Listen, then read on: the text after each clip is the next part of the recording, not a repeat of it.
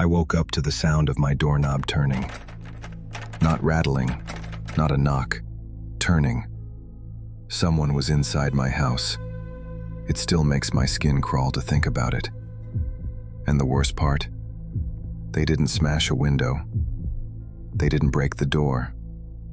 They slipped in almost silently, like they already knew how my lock worked. It had been an ordinary night. My roommate was out of town, so I had the whole place to myself. I made tea, curled up on the couch, and scrolled through my phone until my eyes got heavy. Around midnight, I shut off the lights, locked the front door, double-checked it like I always do, and went to bed. The house was quiet except for the soft hum of the fridge down the hall. I remember thinking how safe it felt, how peaceful. That thought didn't last long. I was half asleep when I heard it, a faint click. At first I thought it was a branch tapping the siding. Then came a low scrape, metal against metal, and the unmistakable sound of the latch shifting. I froze.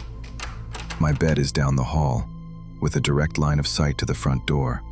In the sliver of streetlight spilling through the curtains, I could see the handle twitch. Someone was testing it, gently at first, then harder. That's when the fear set in. Whoever it was, they were trying not to be heard. My phone was on the nightstand. My hands shook as I grabbed it. I didn't want to call out. I didn't want whoever it was to know I was awake. My heart was pounding so hard I was sure they'd hear it from the hallway. Another click. This time the door shifted inward just a fraction, the hinges creaking like a whisper. That was enough. Someone had gotten the lock loose. Someone was coming inside. I slid off the bed and crouched low, clutching the phone like a lifeline. The door opened wider. A shadow spilled across the floor, long and crooked. I could hear breathing now, slow, heavy. I dialed 911, but before I could whisper a word, the figure moved, bare feet pressed against the floorboards. Step, step. Every creak of the wood cut through me like a knife.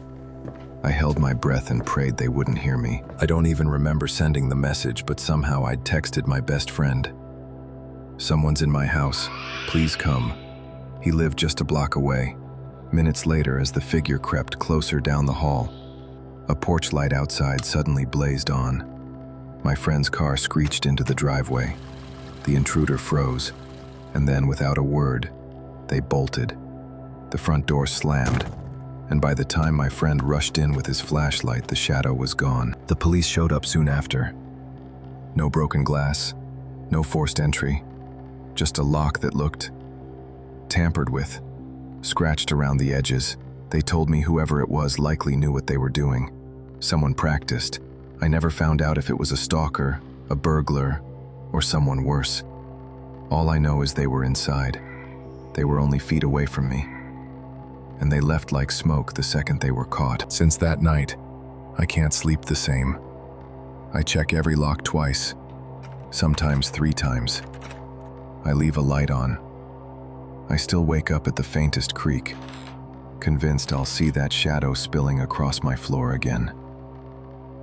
Because once someone slips past your locked door, once you hear them breathing in your hallway in the middle of the night, home never feels safe again.